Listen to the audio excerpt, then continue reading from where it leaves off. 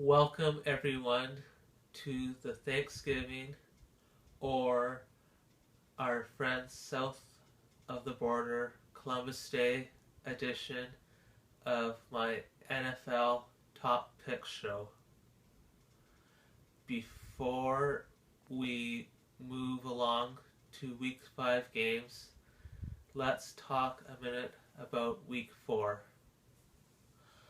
What was in the Gatorade of all the sidelines of the NFL last week with all the place kickers? I've never seen so many kickers ruin games for their teams by missing a whole bunch of field goals or extra points. They better return all that Gatorade to the stores because it didn't work for them last week. They might get a chance this week, if not if they got fired from their teams.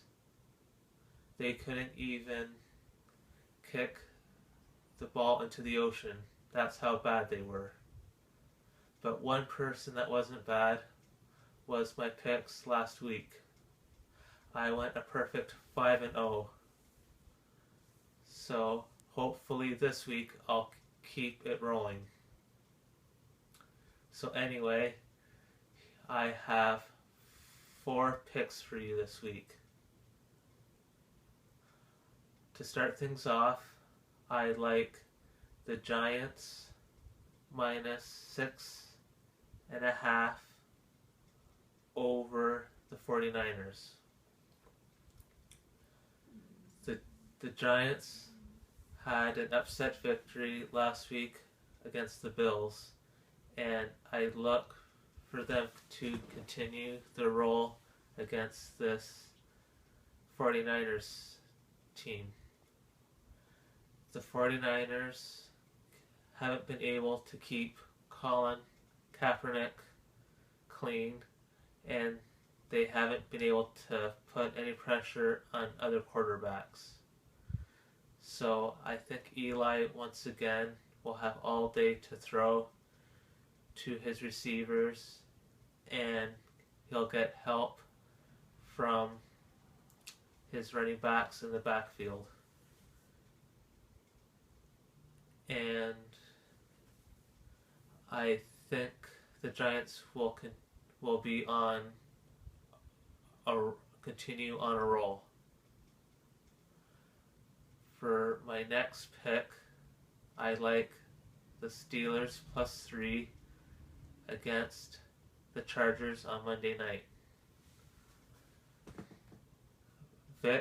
Michael Vick got a rough deal having to sub in for Ben Roethlisberger on a very short week as they played last Thursday night. He didn't have time to get the playbook down with all the Steelers' fancy plays. Now with having 11 days off, he'll know the playbook that much more, and he's going to be getting help from home run threat Martavis Bryant as he is back from his 4-game suspension. This will open things up for the Steelers' other star wide receiver, Antonio Brown. So I look for Vic to stretch the field more and get help with Bell in the backfield. And the Steelers' run D will get a boost from getting middle linebacker Ryan Shazier. And the Chargers are still beat up on the O-line, so I think the Steelers will get to Rivers, and he could be out with one of his favorite toys, Malcolm Floyd, as he's coming back from a concussion if he plays at all, and one of their better defensive backs, Barrett is out or could play with a concussion. So I think the Steelers could take advantage. And the Chargers got lucky to beat the Browns last week. For my next pick, I like the Bengals -3 over the Seahawks. Boy, did the Seahawks ever get away with one last week. As they make the East Coast trip to Cincinnati, I don't think they'll be as lucky, especially with the 10 o'clock Pacific time game time start, which is never easy, especially coming off a Monday night late game. I think Russell Wilson will once again be scrambling and running away for his life from the Cincinnati defensive front of Atkins and Dunlap and friends. And I think Dalton will get protection long enough to stretch the field, and I think the receivers are a good matchup for the Legion of Boom. And the Bengals will be a fired up team to try to get to 5-0 on their home field. Now, what you've all been waiting for.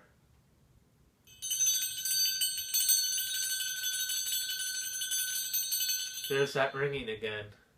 It must be time for the upset special, the Turkey Day and Columbus Day edition.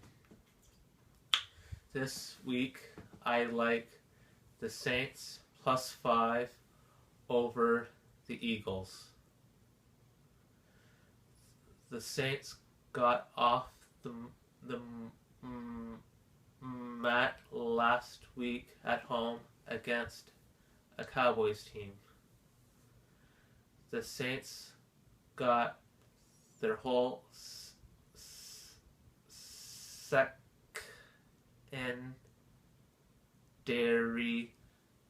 back with Lewis, Browner, and Bro and Vaccaro back in the mix.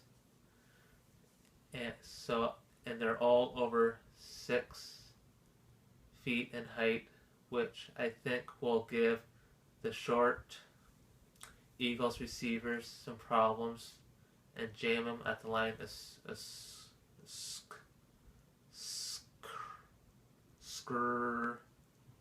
scrimmage. And with Drew Brees having a second straight week back, he'll be that much better.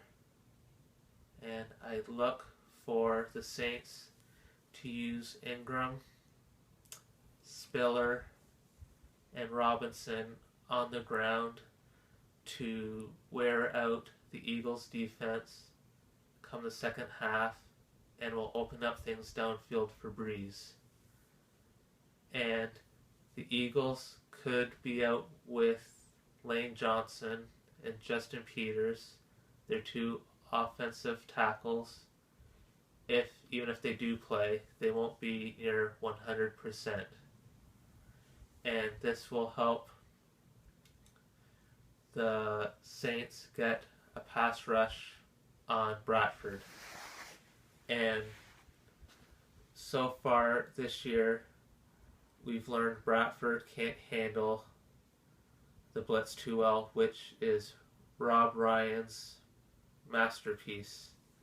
So I look for Bradford to struggle with all of Rob Ryan's blitz packages. And putting all that together, I think that will be enough for the Saints to get their second victory of the young season. And Chip Kelly and all the Eagles players will be staring at 1 and 4 come late Sunday afternoon. So, thank you for watching, and feel free to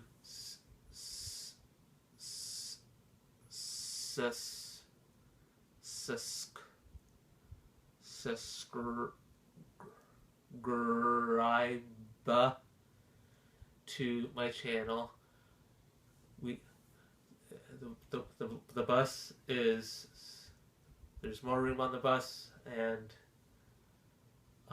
the more the merrier. So for a quick recap of week 5 picks, here they are.